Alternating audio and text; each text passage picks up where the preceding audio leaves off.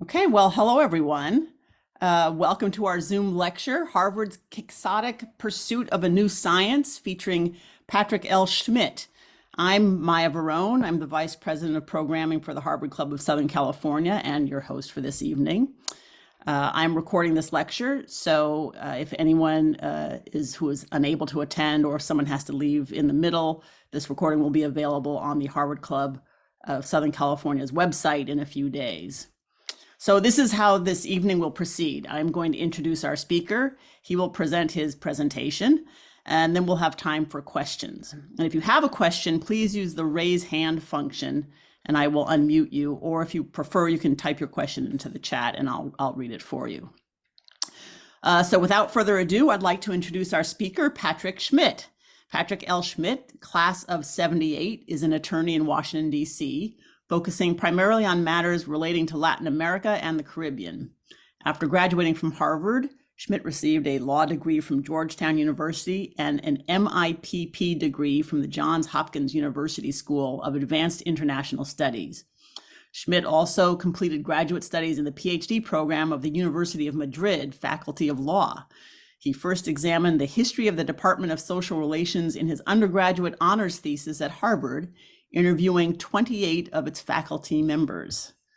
So if you'd like, please take it away, Patrick. Great. Well, first, I'd like to thank the Harvard Club of Southern California for sponsoring this. And I would especially like to thank Maya for facilitating this and her time in this session. I always like to start by reading the first two paragraphs of the book because that sets the stage. And then I have a slideshow which I can sort of, fill it in from there. So I will start with that. And the first chapter is Psychoanalytic Thought Arrives at Harvard, Roiling the Disciplines. On January 29th, 1946, the Faculty of Arts and Sciences at Harvard University voted to create a new department. It was a daring experiment by a conservative institution, integrating social anthropology, sociology, social psychology, and clinical psychology into a single department, leaving two diminished departments, psychology and anthropology, in its wake. No other university had such a department. At Harvard, it had been years in the making, following turbulent infighting in the affected departments and reflecting wider movements in the social sciences before and after World War II. The faculty approved the new department at 5:30 p.m., but the years of germination and conflict left one important detail overlooked. What should Harvard call it? According to one witness, quote, 6 p.m. was a sacred hour of adjournment for faculty meetings, end quote. So an undignified scramble ensued to find a suitable name. The accurate but suffocating name was not in contention. The Department of Sociology, Social Psychology, Clinical Psychology, and Social Anthropology. Someone suggested the Department of Human Relations, which captured the spirit of the venture, but the faculty vetoed it immediately because rival Yale already had an Institute of Human Relations. The name also appeared to infringe on the Harvard Business School because human relations was an area of study there. The clock was ticking. The faculty grew restless. Finally, at 5:59, someone proposed social relations. And because the faculty wanted to go home, they approved the name without debate.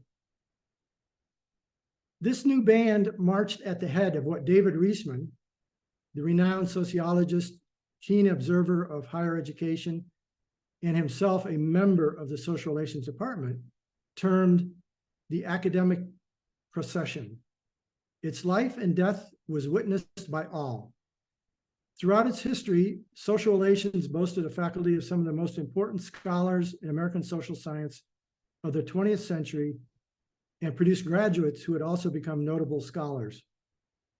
Alongside the academic accolades, however, scandals divided the faculty and cast the department in an unfavorable light, not just at Harvard, but nationally and even internationally. Social relations is notorious for faculty such as Timothy Leary and Richard Alpert, parens reborn as Ram Das, end parens, who researched the effects of psilocybin on students, and Henry Murray, who traumatized undergraduate Ted Kaczynski, parens later the Unabomber, end parens, in a 3-year-long abusive psychological experiment. The 1960s zeitgeist roiled the department beyond the Leary-Alpert scandal. The Radical Students for a Democratic Society infiltrated the teaching staff of the department's largest course in 1968 and 1969, promoting a political agenda with farcical academic standards and igniting a bitter controversy in social relations and throughout the Harvard community. So that sets the stage. And now I'll turn to the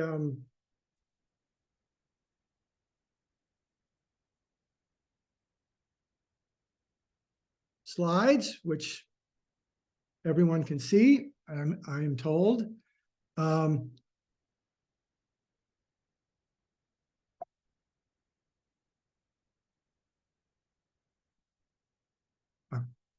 So as I mentioned in the outset there, psychoanalytic thought had arrived at Harvard in the 1920s. And at that time, the traditional psychologists were quite scientifically oriented. And in fact, they only wanted to study what they could observe and what they could measure. They were called experimentalists and behavioralists. So if you're familiar with B.F. Skinner, would fall in that category. And so since they couldn't measure what was going on inside someone's mind, for them, it was not part of psychology.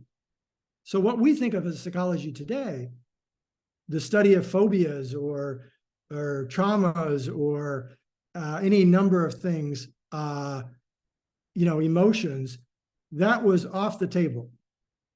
They wanted nothing to do with it.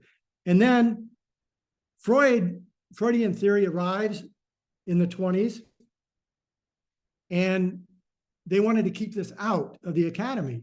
The problem was there was one professor at Harvard who was very much interested in studying this, and there was more than one. And so the Department of Psychology was really in a state of civil war, the fighting between these two groups. It also affected the sociology department to some extent, and even anthropology, because cultural anthropology was beginning to be a sub-discipline in that field. And all these disciplines, except for anthropology, were new. Harvard had just recently made them departments. So they were on unsure footing, trying to seek acceptance, and they didn't want this newcomer, this Freudian theory and psychoanalysis, to upset what they were trying to do. They were trying to become more scientific, and this was taking them away from that.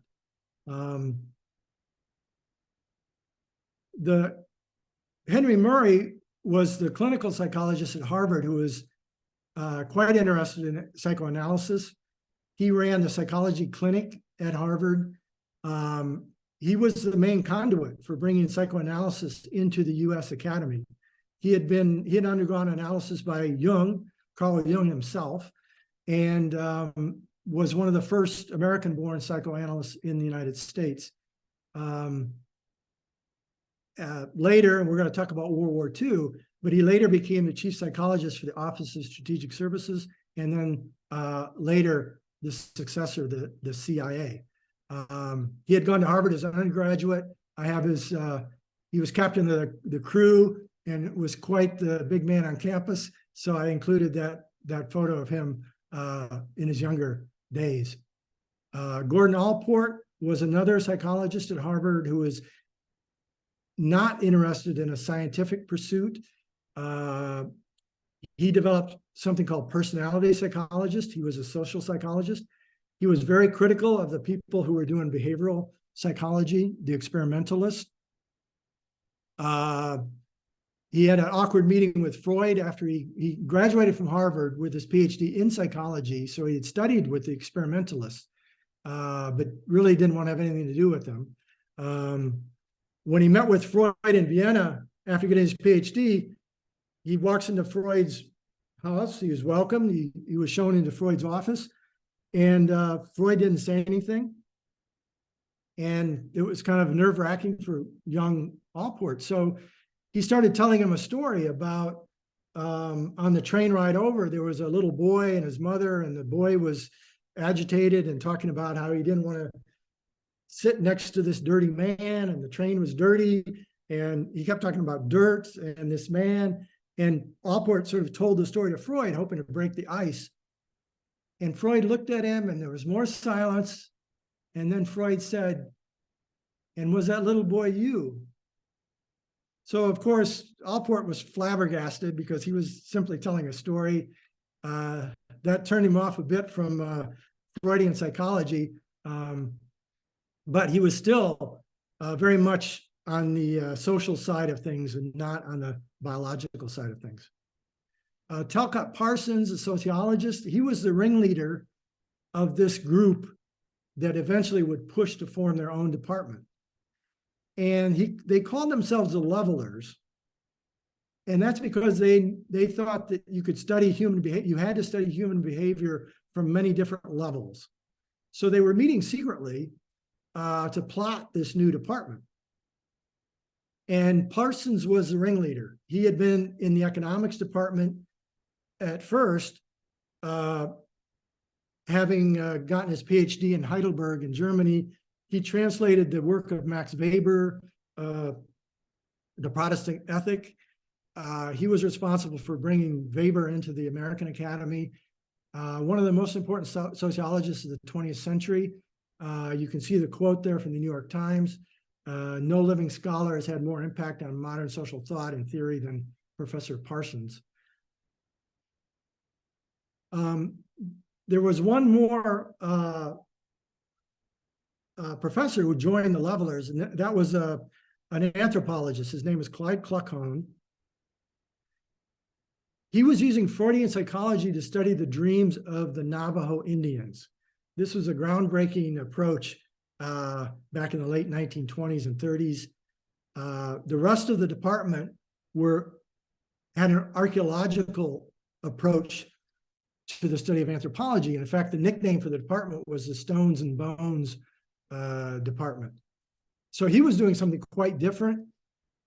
The senior professors did not like what he was doing, just as the psychologists didn't like what the social psychologists were doing.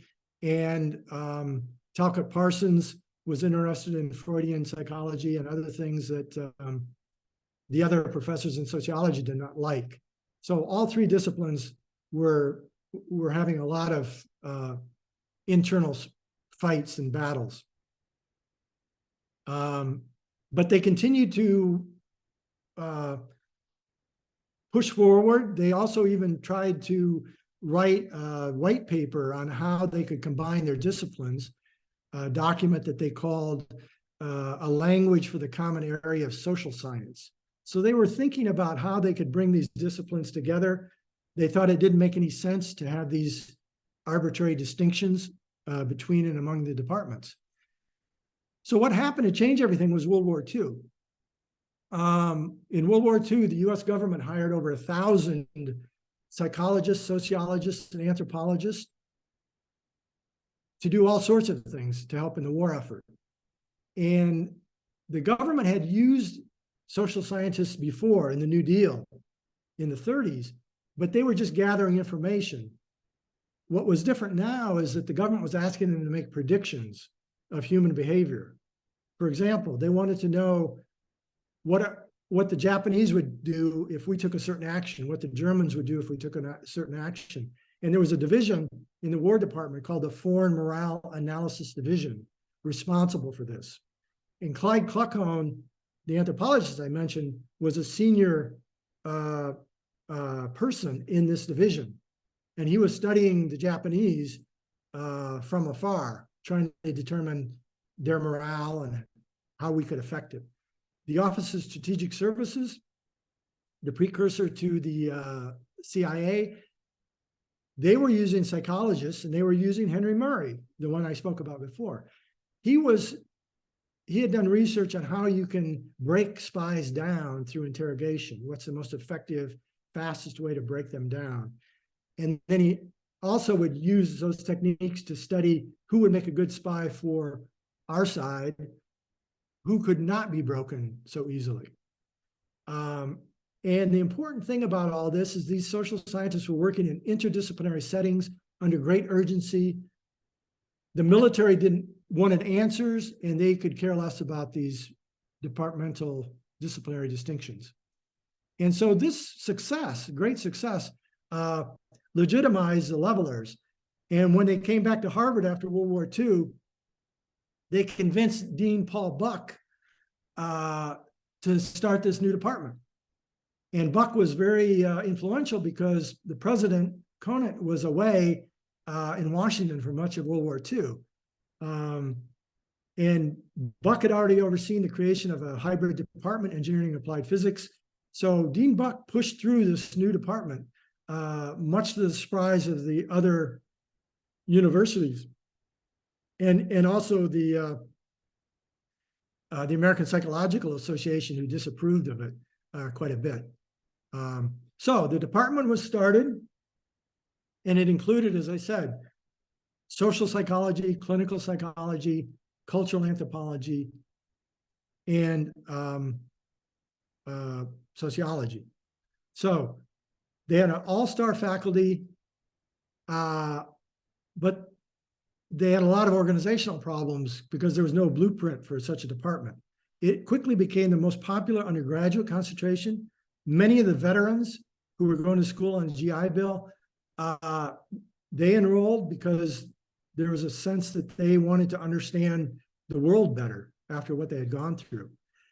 Graduate students were very excited, but it was very confusing for them because there was no underlying theory that pulled all these distinct disciplines or subdisciplines together. So the graduate students were having quite a hard time. 3 years after the department was formed, Talcott Parsons went to the Carnegie Corporation and got large funds to create a theory. They had put the cart before the horse, and now they realized they were in trouble, and they had to come up with a theory that pulled things together. So with a lot of money from the Carnegie Corporation, they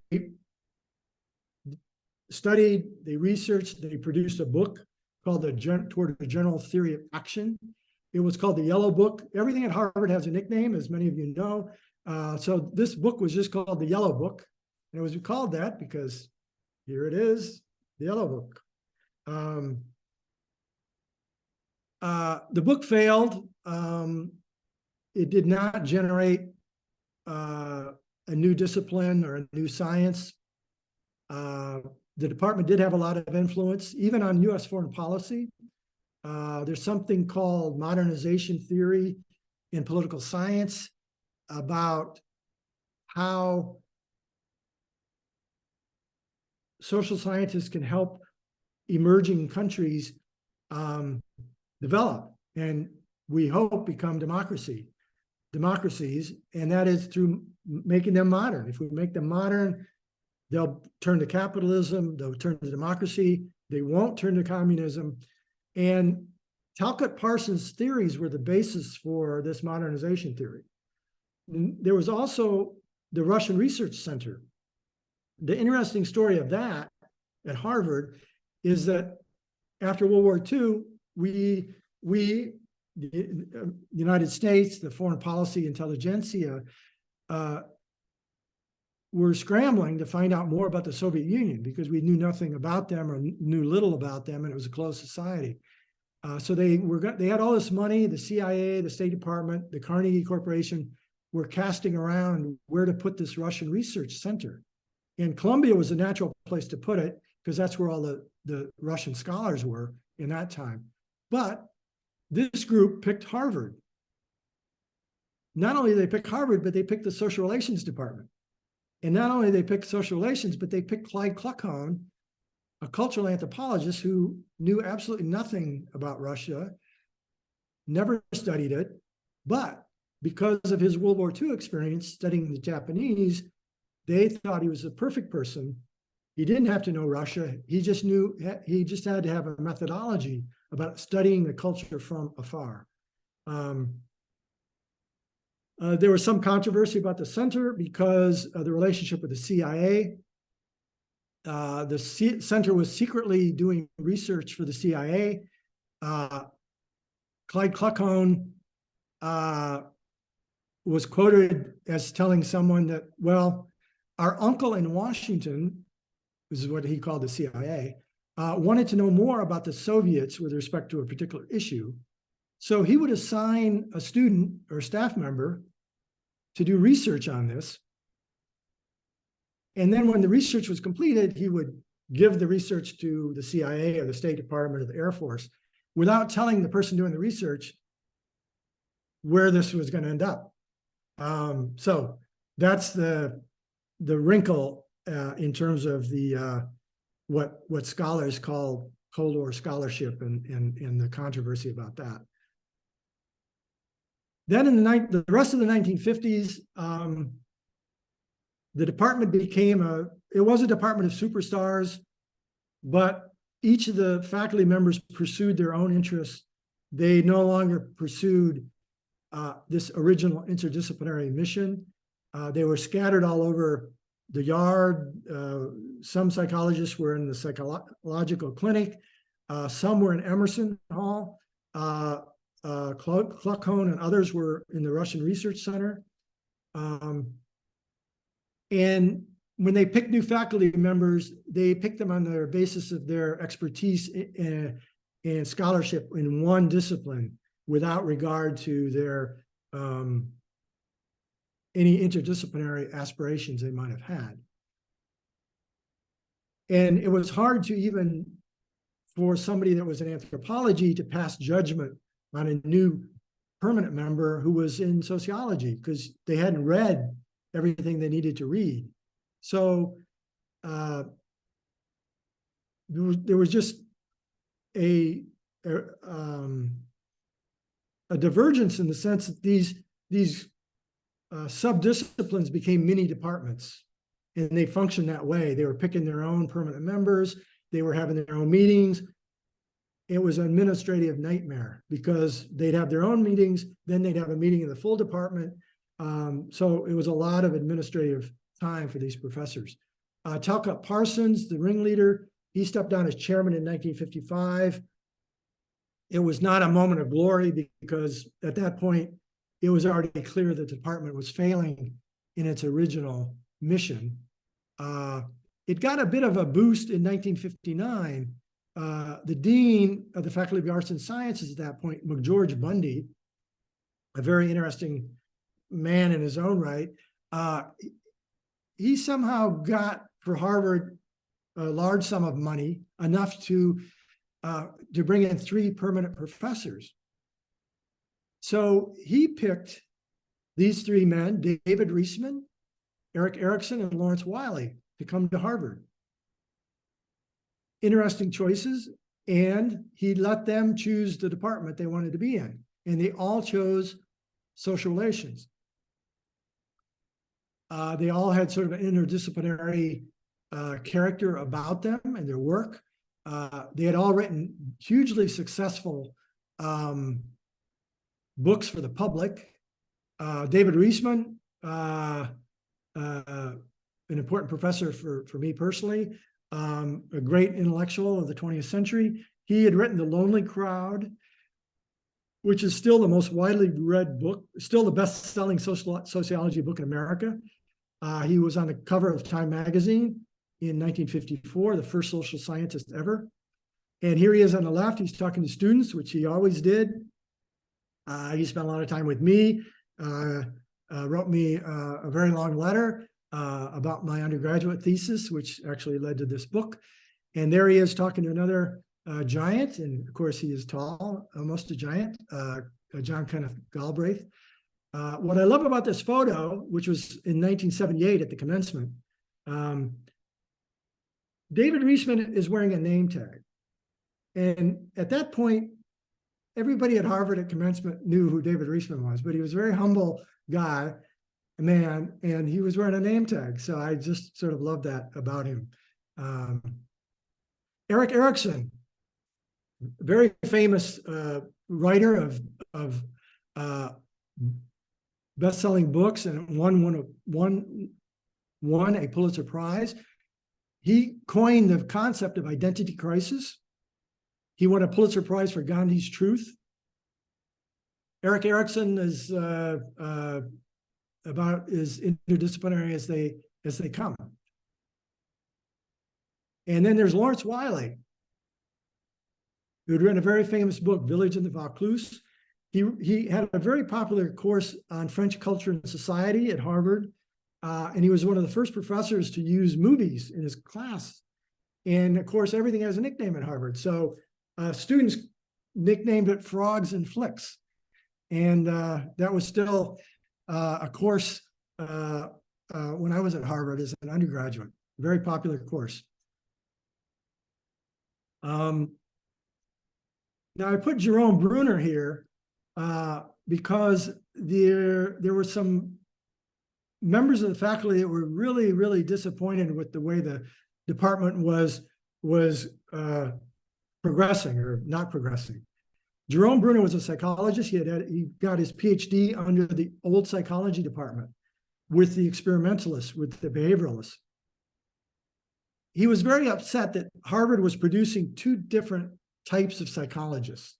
One from the traditional group that were behaviorists, experimentalists, and then the newer social psychologists in the social relations department. And so he felt this was very bad for the discipline.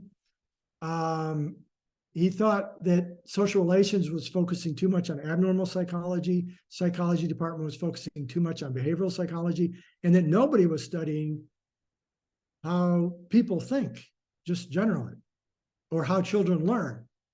So he got some very large grants and set up his own Center for Cognitive Studies, sort of outside the faculty, and basically just went his own way because of his huge disappointment.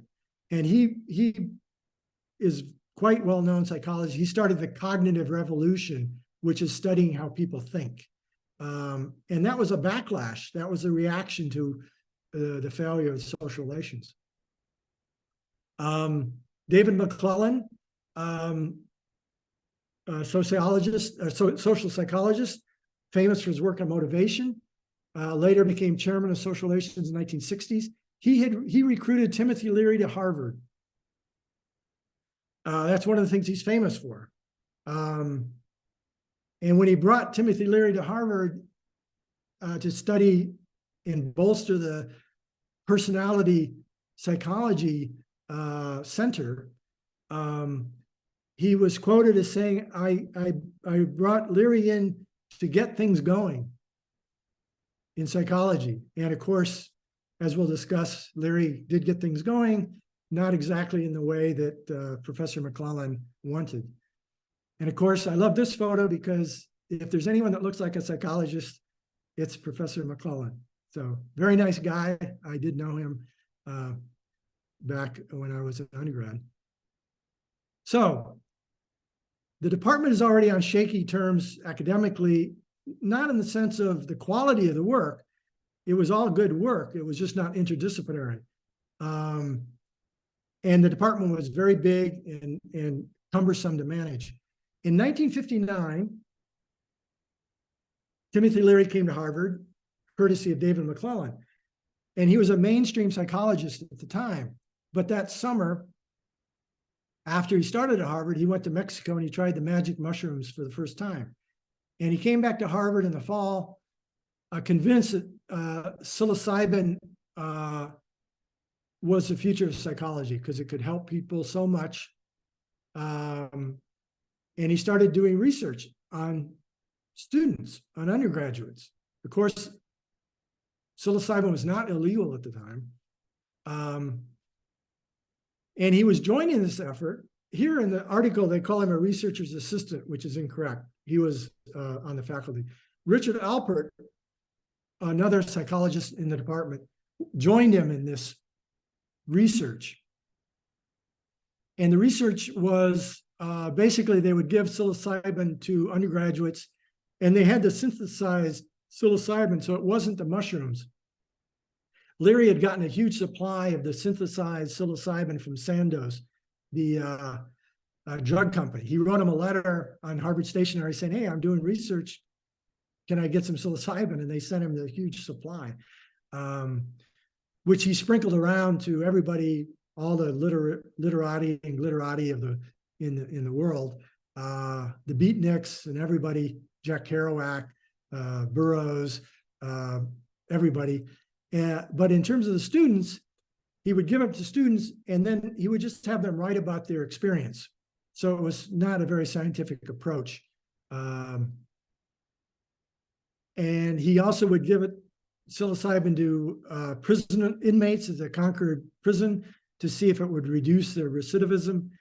And he gave it to students at the Andover Seminary to see if they could induce a religious experience. So this caused a huge fight at Harvard. Harvard wanted it to stop because it was dangerous to undergraduates. 2 undergraduates had to go to mental hospitals. They had a bad experience. Leary and Alpert pushed back, saying they had academic freedom. And this fight went on for 2.5 years. Finally, what happened is they got Leary and Alpert to agree not to give the drugs to undergraduates. Alpert violated that because he gave the drug to an undergraduate named Ronnie Winston, who happened to be the son of the jeweler, Harry Winston. And it was alleged that Alpert and this student were having an affair. Again, I just say alleged. So Alpert was fired. I believe was the first professor to be fired in the 20th century. Leary just stopped showing up, which is in keeping with his famous saying, turn on, tune in, drop out. So they just took his name off the payroll. And of course, Leary would go on to be this guru of the counterculture. President Nixon called him the most dangerous man in America. And Nixon, not just because of Leary, but because of the concern about drugs, passed the Controlled Substances Act in 1970, stopped all psychedelic research, which only restarted recently. 1 year ago, this spring, Harvard started doing research again on psilocybin, but in the medical school. So I think Timothy Leary would, wherever he is, would find this quite humorous, that psilocybin has come back to Harvard some 60 years later. Richard Alpert was reborn as Ram Dass, a spiritual leader. He wrote a 1971 bestseller, Be Here Now. And so these 2 Harvard professors really helped kick off the counterculture movement in the 60s. And I don't say that lightly. And the reason for that is that the general society in the United States were unaware of psychedelic drugs until the scandal happened at Harvard. And it got in the New York Times. There was a big article in Life magazine, the Saturday Evening Post, and all of a sudden it was out everywhere in America. Before that, it was not well known to people. So this scandal in social relations really helped kind of kickstart in a way this counterculture movement, at least in terms of people being aware of what's going on and people being aware of these drugs and what they could do.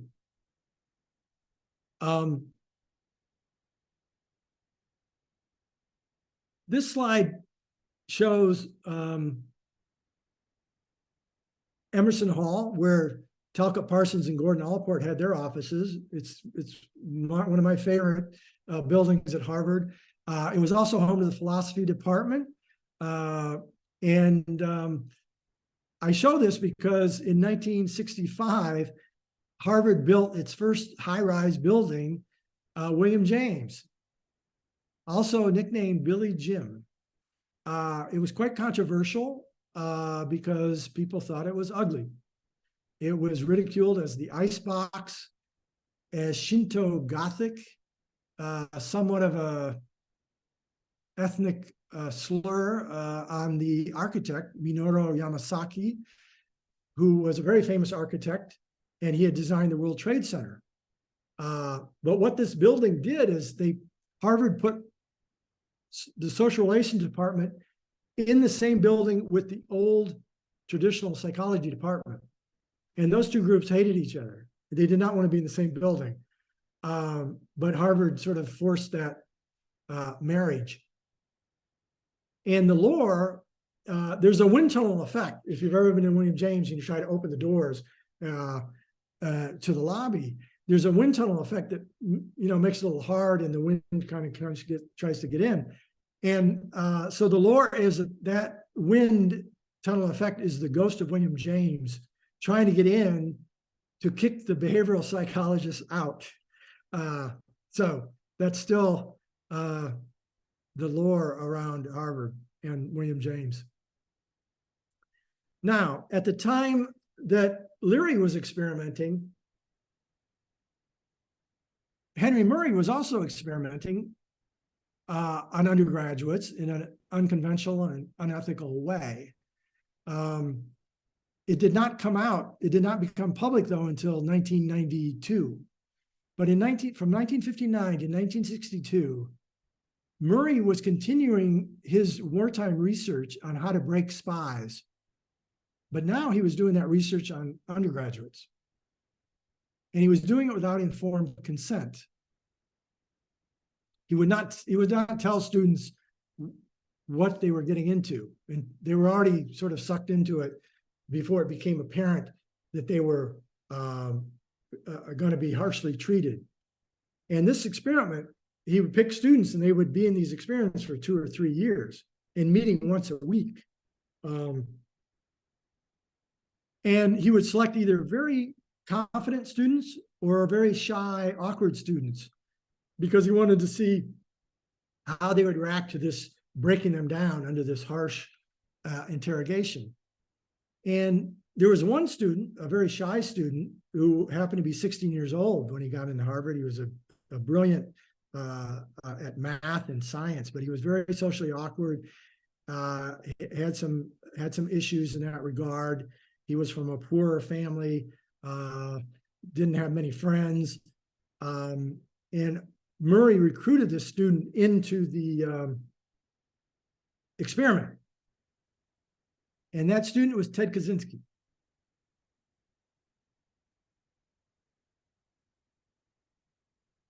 And this came out after he was convicted, or after he was apprehended, rather, for the series of bombs and murders that he committed across the country. And in preparation for his trial, his lawyers were looking at this experiment and to see if they were going to use it in the trial, to talk about how he had been affected by Murray and that this, in a sense, helped create this Unabomber. Now, Kaczynski later said it was the worst experience of his life. And in his cabin in Montana, he had very few personal effects, but he did have one article that talked about this experiment that he kept. Kaczynski's brother does not believe Harvard created the Unabomber. He's very angry that Harvard let this experiment take place and that they did not get informed consent. But even Kaczynski's brother, who had turned him in, does not believe Harvard created the Unabomber. On the informed consent, Murray went to Kaczynski's mother, because he was underage, to get consent. But he didn't explain to Kaczynski's mother what the experiment was going to be about. He just said it was going to be something to learn more about man, help mankind. And it's a bit sad that the mother is quoted as saying, I quickly gave my consent because Teddy had adjustment issues, and I thought these nice psychology professors at Harvard would help him. So I think that's sad from the point of view of the mother, but that was Murray. He did not do this ethically. So that did not come out until the 1990s. So the department was already gone by then, but it does cast a shadow on the department. There was one more scandal, though, that was very public and was kind of the final nail in the coffin, if you will, of the department. And in the summer of 1969, some students in the graduate students that were members of the Students for a Democratic Society, or at least other radicals, approached the social relations department and a young anthropology professor and said, hey, we'd like to do a course that kind of presents the radical perspective on American society. And the professor thought, well, that's not a bad idea. I mean, so he approved it and the department approved it, but he didn't know, and the department did not know, and the dean's office did not know that these were members of the SDS who planned to use the course to recruit students for the cause. And their intent was to reach students who were left-leaning at Harvard, but were not active. And they wanted to get them active. They wanted to create a bridge to action, which is a quote from the organizers of the department. And the course was a gut. The sections were taught by SDS. Even some sections were taught by undergraduates. You could get an A for just showing up. Sometimes you could do a drawing instead of an exam. And it was the largest course at Harvard. And this started in 1968. It became a much bigger course in the spring of 1969. And the desire of the organizers to create a bridge to action, their wish was fulfilled, because the student protesters that took over University Hall in April of 1969, they crossed that bridge to action. And you can see them there inside University Hall. And when the arrests were made after the students were dragged out of the building, the professor of Socrel is a nickname, by the way, for social relations. Again, everything has a nickname. So it was always called Socrel. So the professor was arrested. He was inside the building, and 13 of the section leaders were arrested. And this is who dragged them out. The 400 state troopers who were called in by Harvard President Pusey. So this was quite a scandal for Harvard, but it was sort of the final scandal for the department. The faculty were split on this. The larger faculty at Harvard was split, conservative caucus and the more liberals. Social relations department was also split politically. Before, it had been split sort of professionally, and a little bit over the Leary episode, but now it was split over on political grounds, and they really had no trust in one another. They lost the ability to even work together, talk to one another,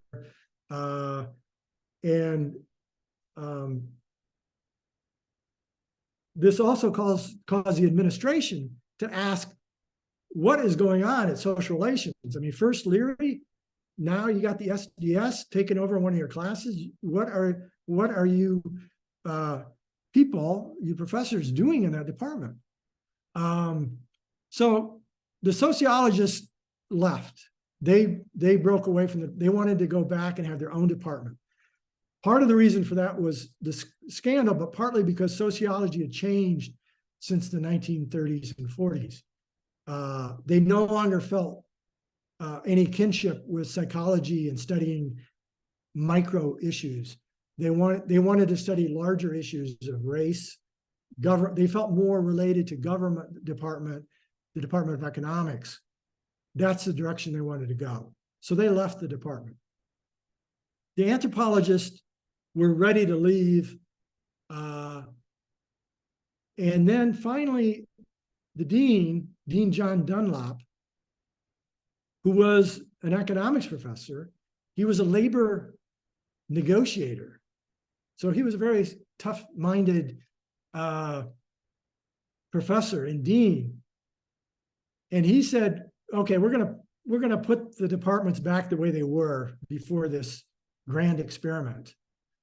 We're going to put the social and clinical psychologists back in psychology, one department of psychology, with the behaviorists. The problem was the social and clinical psychologists wouldn't do it. They refused. And he was getting fed up, and he called him in a meeting, and he said, the quote, "The dean, let me remind you, the dean makes up the budget for your departments." So then they voted to do it. And so in 1972, Harvard created the Department of Psychology and Social Relations and put all the psychologists back together. And that department name continued until 1986, when Harvard dropped social relations from the department name. Now, the legacy of the department is that it's extremely difficult to have a truly interdisciplinary discipline or venture of any kind. And the reason I say that, and others may disagree, is that the most you can get is multidisciplinary departments, where you have different groups within one department, and they may borrow a bit from one another. They may do a bit of research together. But the only true interdisciplinary work is what happens inside a scholar's mind. David Reisman combined sociology, a bit of social psychology, a bit of anthropology. Howard Gardner, a very famous psychologist who got his PhD in social relations and now teaches at the Harvard Graduate School of Education. He's interdisciplinary. And there are others. But to have a discipline that is interdisciplinary, I maybe biochemistry is, but I can't really think of others that are. And it's become a bit of a buzzword in universities over decades. People say, oh, we're going to do an interdisciplinary venture or institute or this or that, or the government talks about we're going to do some interdisciplinary approach to a problem. And it's multidisciplinary. You're getting people together that have different disciplines, and they're working at it from different angles, but it's not, in my view, truly interdisciplinary. Now, that's not to say it's not good work. I mean, this department did great work. I mean, these are some of the greatest scholars of the 20th century. It just wasn't interdisciplinary for the most part. And they trained 3 generations of PhD students who became well-known scholars, and some of those were interdisciplinary. And some of them, like Howard Gardner, who wrote in his memoir, published a few years ago, he talks all about this, how it influenced his work teaching now in the Graduate School of Education. And so these people like Howard Gardner, they incorporate this ethos in their research, and then they pass it on to their students. So in a sense, social relations and what they were trying to do lives on. But I have to say the department did fail, although it did intersect with a number of cultural and political currents in mid 20th century history. So I will leave it at that, and I'm be delighted to take your questions. Patrick, this is Maya. Yes, stop the screen share. That was wonderful. So that was fantastic. Thank you. Thank you. Really interesting.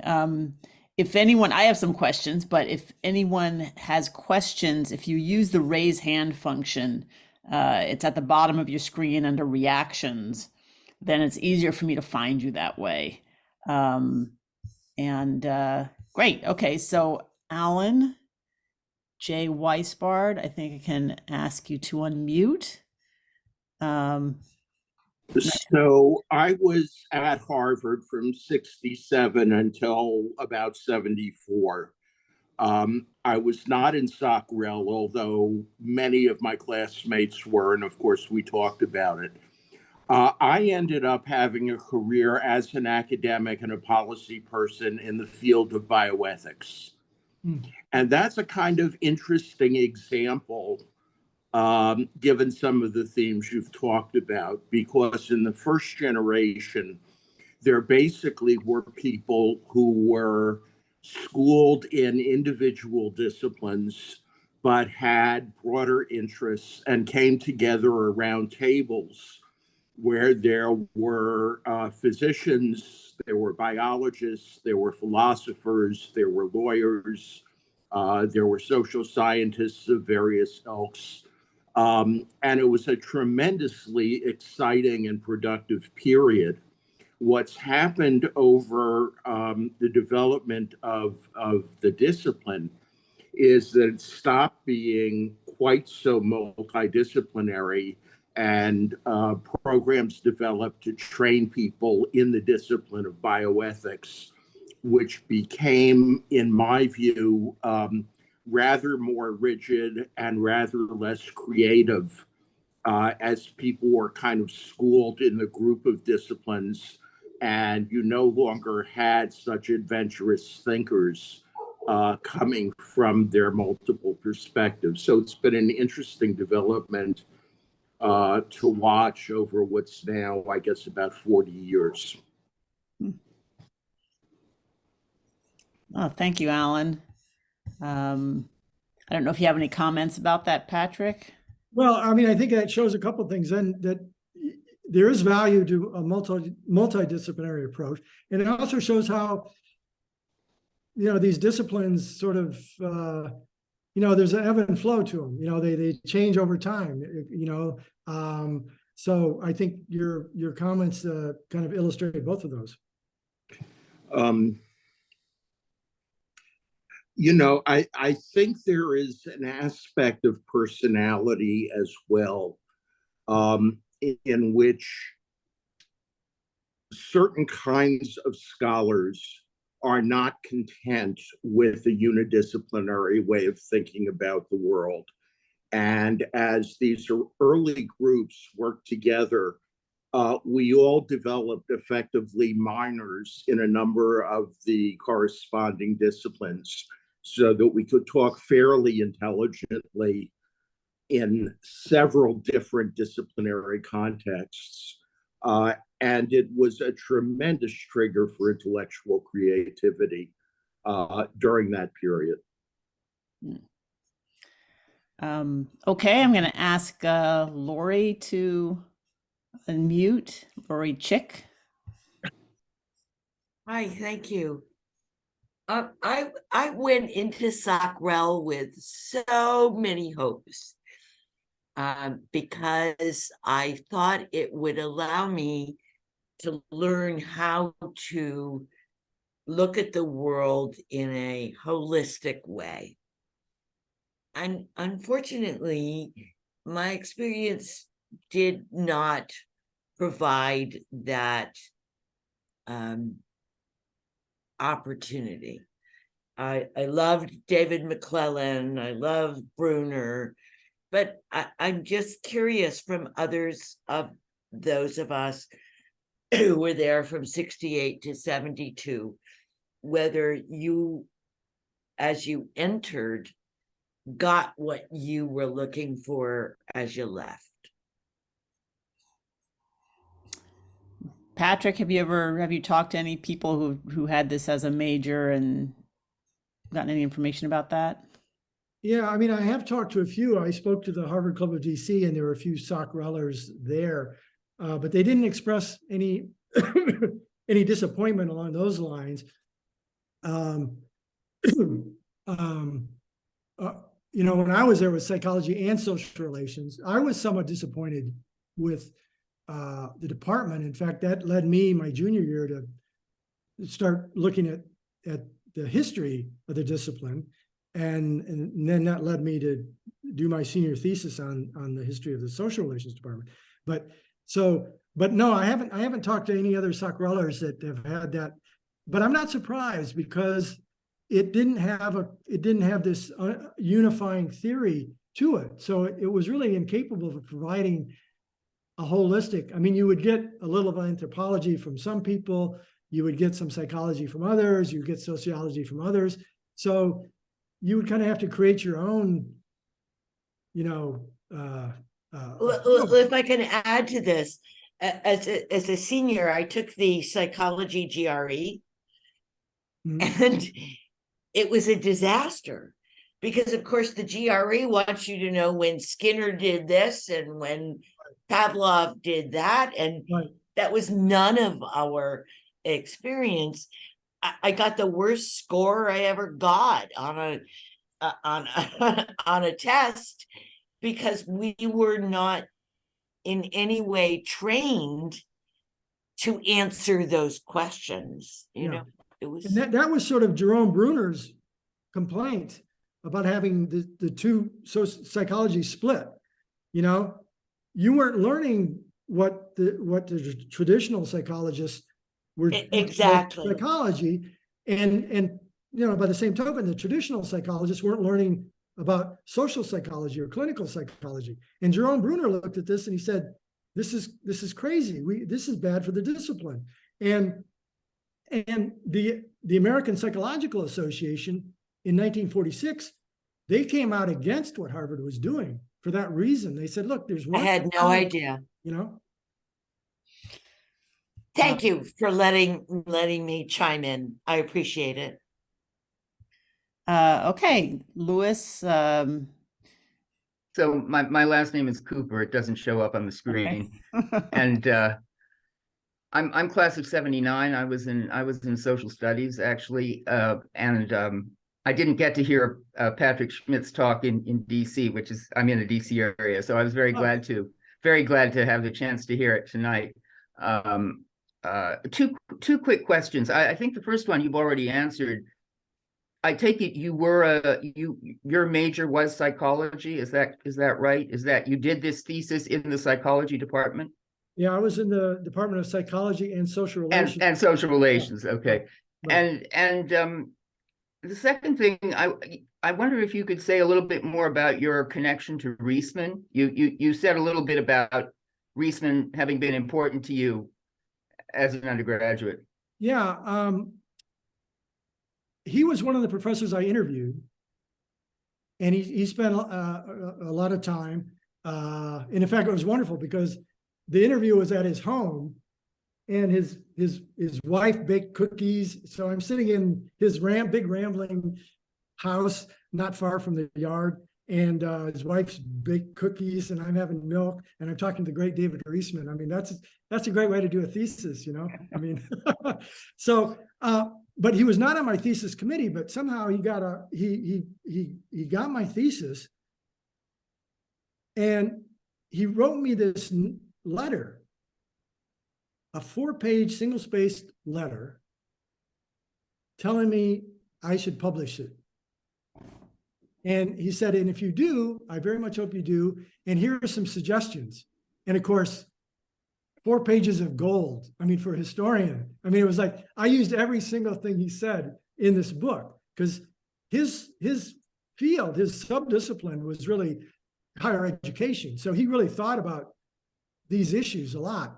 And So he wrote you this 4-page letter when you were still a senior. well, I just graduated. Just graduated. I think the letter had reached me at my home in Michigan. I see. And I was going off to Washington to work, and I thought, wow, this is great. But then I didn't do anything with it. I put it in a box somewhere. And then fast forward to 2009, my mother dies. I'm back in our house in Michigan, going through that box, and I come across this letter from David Reisman. And I look at it with more mature eyes, not the callow youth that I was in 78. And I think, wow, this David Reisman's telling me I've got something here, you know? And I in that moment I said, okay, I'm gonna write this. If I self-publish it or whatever, I'm gonna tell this story, right? I mean, he took the time to write me all these ideas, and it was so kind of him to do that. And so that's when I decided to do it. And then he wrote my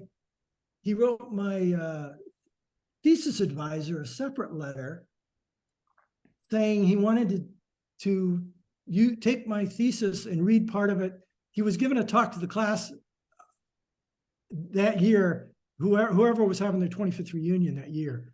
I guess it was a class of 40, I forget what it was. But anyway, so he was reading from my thesis to that class, who was, soon after the department was formed. Would have been 43, I guess. Yeah, that's right. So it would have been before. So Is that right? No, 53. Anyway. I got this letter later, and he said more kind words about my thesis. And he said, and no offense to social studies, but he said that he'd been called in to be the tie-breaking vote on the best thesis in social studies. But he said that thesis was not in a class with my work. Mm. This was in the letter. That was in the letter, or yeah. And of course, I couldn't even get in the Department of Social Studies. I mean, well, yeah. I think we should say for the record that social studies isn't technically a department and has never been. It's technically a committee, so it's not really the same animal. Right. But it is a pretty exclusive. It used to be exclusive, like history and lit used to be exclusive, and now they're open to anyone. Yeah, but social studies had amazing faculty too, and they were certainly sort of multidisciplinary in a way. And who was it? Stan Hoffman? Yeah. Mm-hmm. Yeah. One of them. Yeah. Yeah. And thank you for that. Interesting. No, thank you for the question. Okay, John Zussman. Thank you, Maya. Yeah, I just wanted to respond to Chicky, who's going by Lori Chick in this on her name card. I was a Socrel major, class of 1972, and I actually had a pretty good experience. In fact, it made me want to become an academic psychologist and emulate all those great professors that I had during my time there. It didn't stop me. I can't remember how I did on my GREs, but it didn't stop me from getting into a pretty good program at Stanford. And there I was introduced to the other side of psychology, but in a way that I thought was a better, more interesting way than what I would have had to do at Harvard, because the Harvard psychology department was dominated by Skinner and his disciples.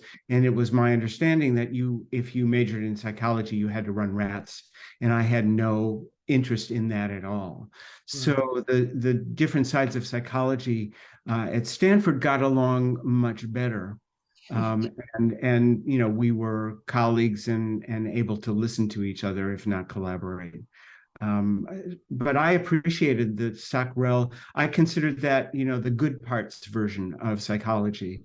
And then, it was only in graduate school that I was introduced to the others and realized, oh, they're legitimate parts of psychology too, and pretty interesting in their own right. That's all I'll say. Yeah, well, no, I mean, that's a great point, is just at Harvard, how far apart those two groups of psychologists were. And they really, I mean, they really disliked one another. They just thought there was no room in the discipline for even looking at that issue. And it went both ways. I mean, B.F. Skinner, if anybody around B.F. Skinner would even talk about some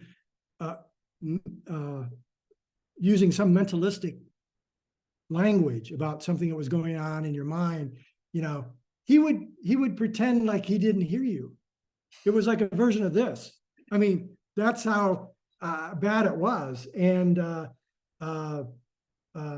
when the psychologists were all put together in William James Hall, the traditional psychologists, they demanded that their floor be locked, that you had to, that the social psychologists couldn't just get off on their floor.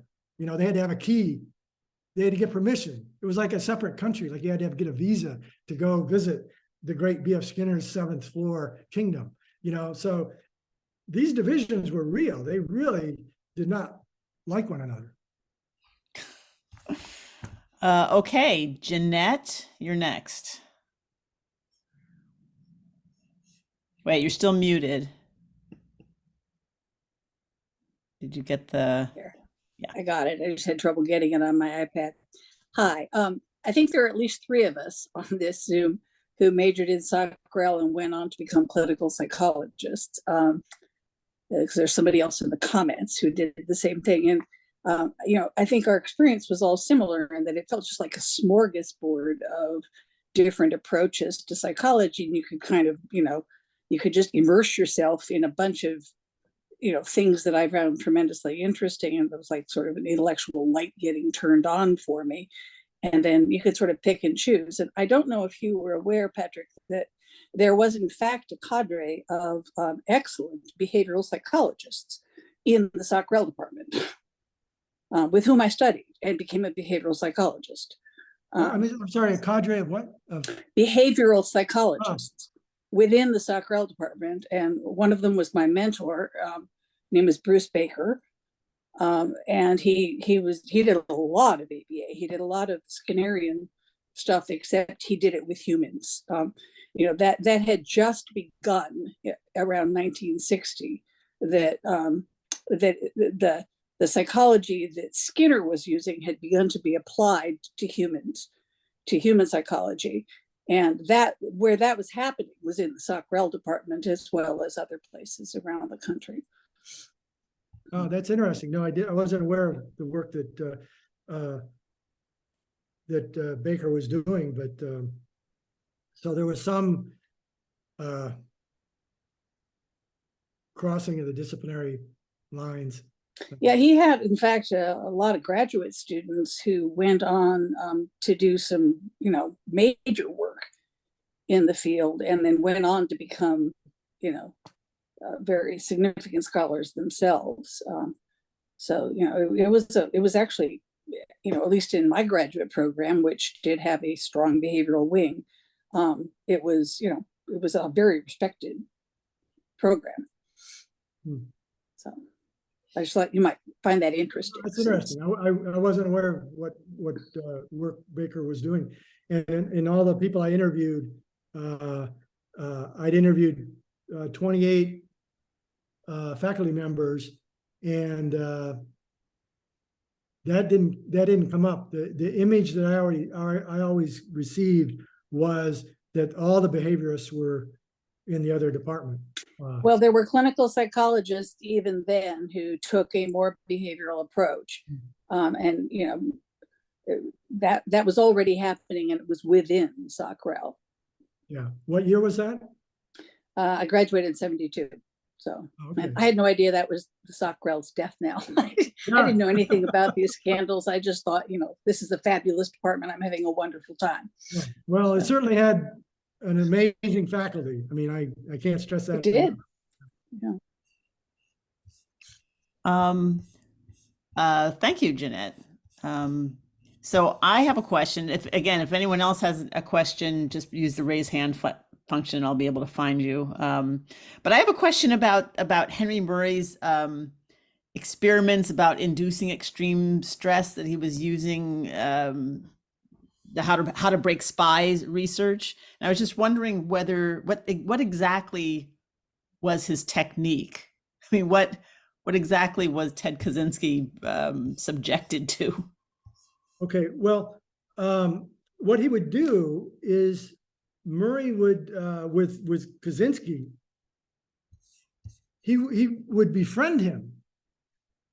He would make Kaczynski feel like he was this special, and Murray would spend a lot of time with him, asking him, his thoughts on everything under the sun, tell him how smart he was, and then then in the experiment, they would have these weekly meetings where Kaczynski would tell his whole view on life and his dreams, his hopes, his dreams, and it wasn't always Murray. Sometimes it was another professor or graduate student, and they would always make him feel like how smart he was. This is incredible, and you're so right, and they would meet once a week, and so they would spend, I think they spent up to almost a year doing this, building him up. And then one day he goes in and there's somebody else there, and he's putting in a chair with some sort of monitoring, electrodes or something. And they put the Klieg lights on him. And then they start tearing him down, and they start telling him how stupid he is, and they read back all his words, his hopes and dreams and thoughts, and they read him back, and they start mocking him and making fun of him. And they just do this for hours after hour after hour, and trying to break him that way. And so I don't know what he did in the OSS or CIA. They probably used more physical methods then, but that's what he did to Kaczynski. And it went on for 3 years. Did they publish a study based on their research? No, that's the other thing. It led nowhere. There's an assistant professor that worked with Murray, and he said, Murray had no plan for publishing anything. He had made no progress towards a book, an article, nothing. And this assistant professor I quote in the book, he said, yeah, we use them, and for what? That's pretty horrible.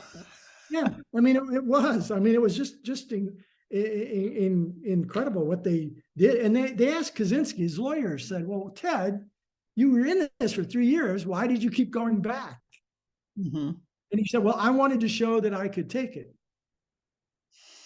So he sort of put himself through that horrible experience. He's 17 years old, and you got, a wily, and actually Murray turned out to be sadomasochistic. There was a biography done, published in '92, which he participated in. It had his consent. And he had a sadomasochistic relationship with a woman, not his wife, for like 25 years. And and some people speculate that this whole infliction of pain on people was just part of his thing. It's part of his outlook on life. I don't know. I mean, I'm not qualified to say, but others have made it, Well, if no one else has questions, I think we should all thank Patrick for his fantastic presentation, and I'm glad everyone was able to make it tonight. I think you gave us all a lot to think about, and it looks like we brought some friends back together here on Zoom. Yeah, that's great, and I'm so happy that there were people who were concentrated in social relations. It's great to hear from you.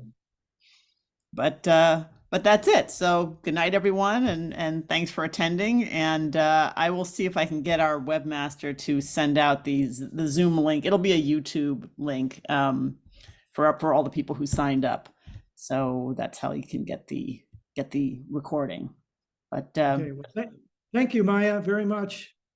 it's my pleasure. Good night, everyone. Okay, good night.